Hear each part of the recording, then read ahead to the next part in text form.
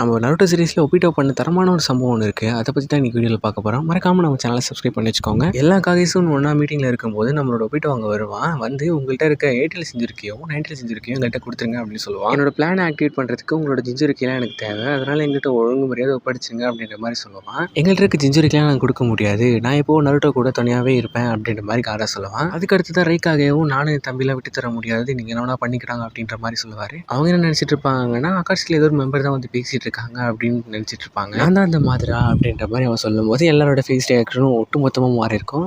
சரி அப்படியா, உங்கள்கிட்ட இருக்க செஞ்சுரிக்கெலாம் தரமாட்டீங்க அப்படின்னா நான் ஒரு அறிவிப்பு வெளியிடுறேன், அதாவது நான் 4th கிரேட் நிஞ்சா வர நான் தொடங்குறேன் அப்படின்ற மாதிரி அவன் தொடங்கியிருப்பான்.